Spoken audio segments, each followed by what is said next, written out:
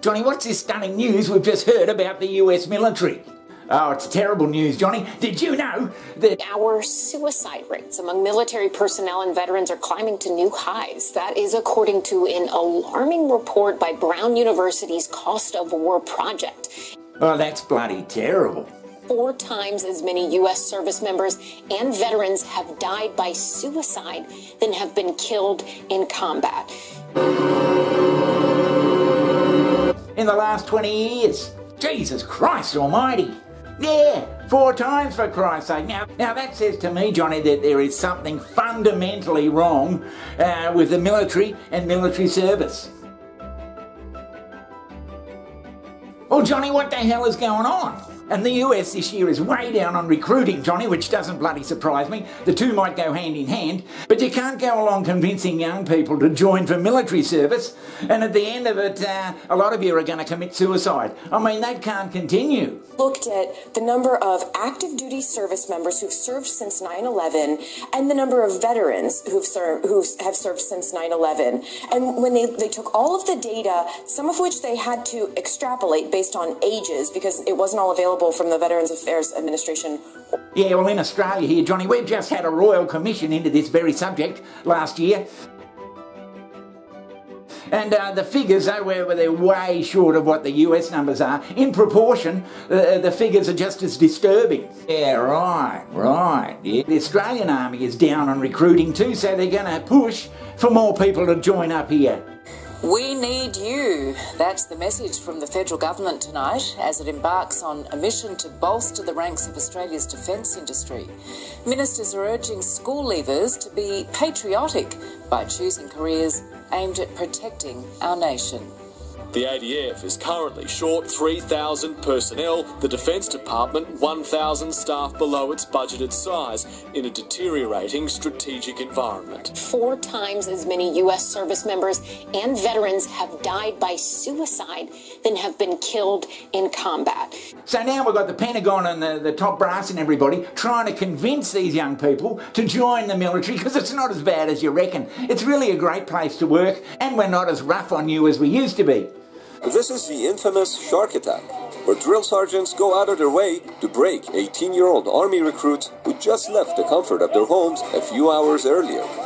Imagine 3 drill sergeants screaming in your face, one ordering you to get down, the other telling you to get up, while the third one asks you philosophical questions. But just like many celebrities, the shark attack got cancelled. It's been almost 2 years since the Army's 2020 announcement, which changed the way infantry recruits were greeted at basic training. Apparently the yelling is now too aggressive on trainees, but it doesn't stop there. The U.S. Army's 2021 guidelines on appearance standards authorizes additional colors of lipstick and nail polish for females and wearing clear nail polish by male soldiers. They even removed and replaced words like mohawk, dreadlock, and faddish, calling them potentially offensive and weaponized. As you can imagine, many have voiced concerns over U.S. Army's recent decisions, criticizing the Army for accommodating snowflakes and giving in to the woke culture. Even though you may not believe it, this is a pivotal point in the history of the U.S. Army, who's fighting a war in the United States. Because failure to win this war, which concerns me millennials and phone zombies of Gen Z, could mean the demise of the U.S. Army. Oh, Christ almighty. And so they're going to say, we're doing this and we're doing that. We're even easing up on haircuts and you can wear nail polish and all that sort of stuff. Just come into the Army. We need you.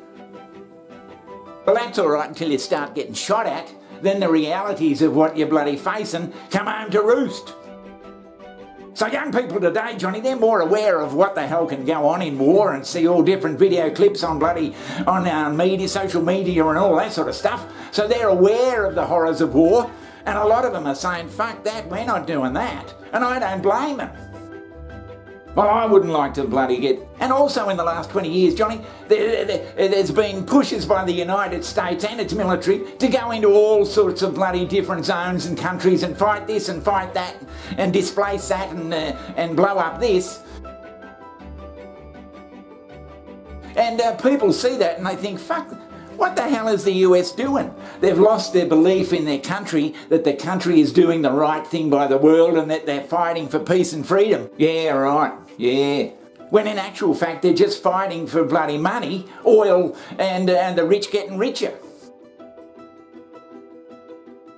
And for the bloody military industrial complex, really. Yeah, well, the US bloody government seems to be poking its nose in everywhere. Naturally, some people in the army aren't going to agree with what they're doing. Now, you go into battle, Johnny, say, and you kill a few people in bloody wherever it is around the world, and in the back of your mind that this is not a just war, we shouldn't even be here, well, that's going to affect you mentally. And all those thousands, Johnny, that have committed suicide, they're just the point of the bloody pyramid, because underneath that's a whole lot of people who are suffering, they're going through shit, they have to lead a shitty life after leaving the military, and no one seems to care about them. Well, yeah, it does seem that way. So what does this mean, Johnny, for the bloody armed forces, for Christ, around the world? This is where the US Army is recruiting the next generation of soldiers, the gaming world. You look like you play Call of Duty. There you go, free skin. The Army is here at one of the world's top gaming expos to showcase its latest recruitment tool, the US Army esports team. Maybe as good as me one day. Their goal, turning virtual fighters into real soldiers. Yeah, these young people are playing games all their bloody life, shooting people in the screen, not actually killing people, but it looks like they're killing people. And by Jesus, the army says they're pretty bloody good at it. We should recruit them. The US military needs more Gen Z recruits. That's why they're looking to video games. It makes sense. If you've ever played Fortnite online, all of those kids swear like sailors. I didn't even know there were that many curse words.